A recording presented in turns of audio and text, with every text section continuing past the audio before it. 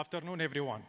My name is Sultan Muhammad Al-Kabi, and it's a great honor to serve as your moderator for today's session, titled Integrating Tech Governance into Education for Future Professionals.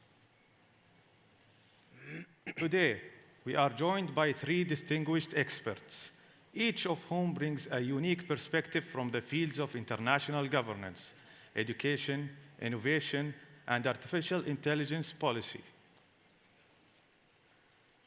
Let us begin with our first panelist, Mr. Lamin Abdulmalik.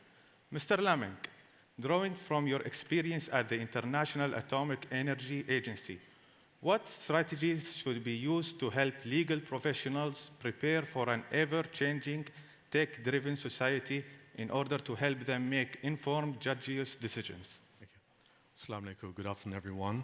Thanks a lot for the organizers of this inaugural event. I'm very happy to be here. So in summary, I worked at the International Atomic Energy Agency, which is the premier United Nations organization responsible for nuclear science and technology. And as you might know, nuclear science and technology can be very fruitful, but it can be very dangerous, and it can actually kill people if it's not used properly. During my tenure there, I was actually in charge of managing a project where we were actually educating lawyers to understand nuclear science and technology to be implemented in their countries. So in terms of the concept of making sure that laws are in place that would go through Parliament to protect people. We had a lot of institutions where we had something called the Nuclear Law Institute, where basically we invited lawyers from across the world for 4 weeks intensive course to understand how to draft nuclear law. Now, the reason why I think this is relevant is we're talking a lot about AI, and there's a lot of confusion about the benefit of AI. And I think in terms of, so far, I don't think AI has killed anybody, but in terms of nuclear science and technology, there's a possibility for that. So I was trying to relate that to the concept of the theory of learning. So the theory of learning looks at learning something, knowing something, and practicing it. And I think for emerging technologies, one of the things I would like to advocate for is maybe to have some kind of global body looking at the legal aspects of AI, where we're looking at, can we look at how we can learn what are the new technologies in place? Can we look at the practice elements of this? So, for example, teaching people how to do like what we call moot courts, for example. Can we check about lawyers, how they can learn from that? I think the last one is looking at the concept of ethics, which I think is very, very important. So as we know, there's a lot of hallucination related to AI. So can we have some kind of training where people are looking at questioning AI ethics as well? Looking at the law aspect of it. So for example, sometimes people might say this law is relevant for our country, relevant for our city, but is it really relevant?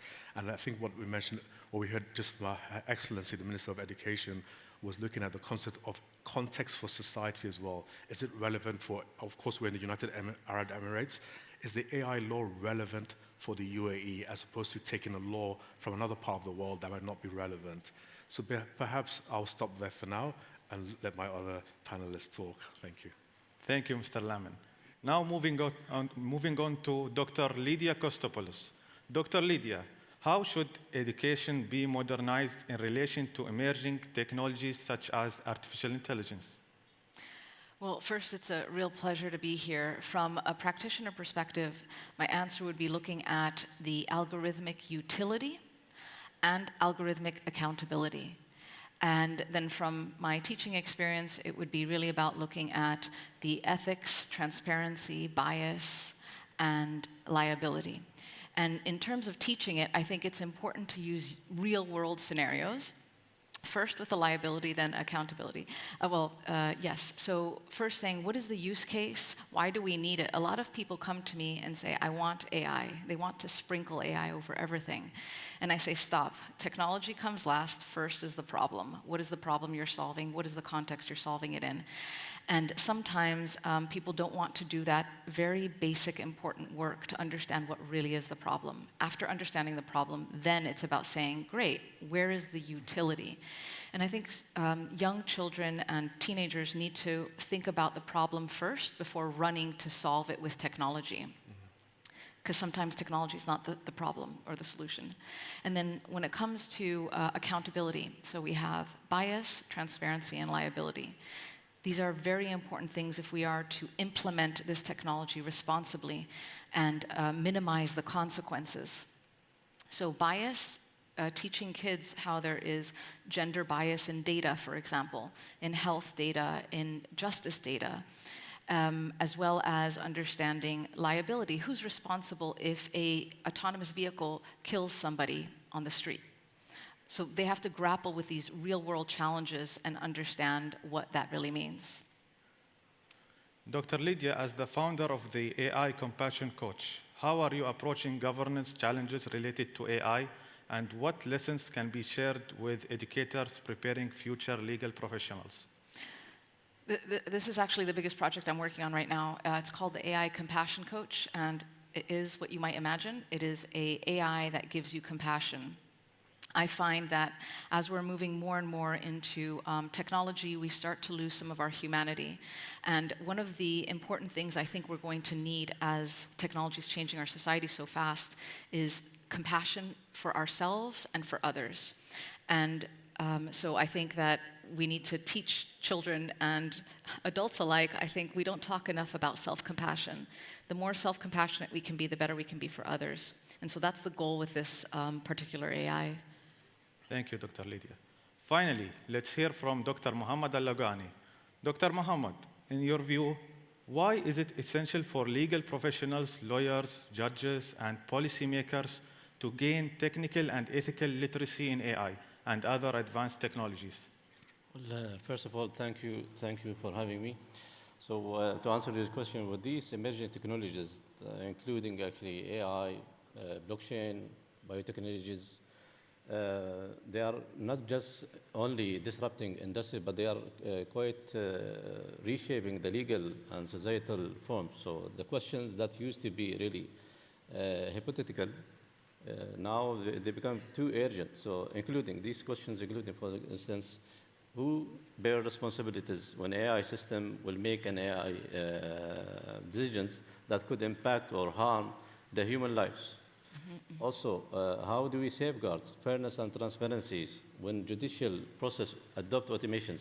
Also, what are the ethical frameworks that will ensure the governance across the borders? So all these questions can really be answered through the integration of the emerging technologies into the legal curricula. So we see it today as Her Excellency already mentioned about the announcement of this new critical strategy that is actually aligned with the UAE national strategy to introduce the AI curricula to the education systems. That's great. That will really help to reshape the whole ecosystem in terms of the education. So the challenges that are really facing the judicial landscape is really challenging, especially for those judicial, legal, lawyers, policymakers in this landscape. So how they are going to deal in terms of digitizing these laws. So for instance, you take an example, any forensic or criminology or any specific incident that might really face the judicial process, how they are going to deal with it. When they benchmark these articles, they find one specific law. It has multi-articles. So in UAE, maybe you speak about one specific law, and then you benchmark it with the outside. There are a lot of articles for the same specific law. How do we digitize? How do we ensure that AI could really help, not only in terms of the automation, but also in making sure that we are going to develop and design and deploy AI system that is human-centered, taking consideration the transparency, accountability, making sure all the results being generated from that AI systems really follow and comply with the ethical standards. Dr. Mohammed, as a member of the UN expert group that developed the first global instrument on AI ethics adopted by 193 countries, how can this framework help shape legal education and guide justice professionals in handling emerging technologies? Thanks for your question. I think Your Excellency, Dr. Hamid already mentioned in your keynote speech yesterday, you brought this up. Again, the same questions I'm going to really answer. So the first global instrument on the ethics of the AI that we developed with a group of my colleagues from the UNESCO, mainly it's actually ensuring that all the principles are going to be addressed within this emerging of these technologies. It was developed during the year of 2021. It was adopted by 193. And the idea is to make sure that these emerging technologies, that's what we are witnessing today, is really follow and make sure that AI systems develop what needs to be really done in terms of considering the ethics of the AI.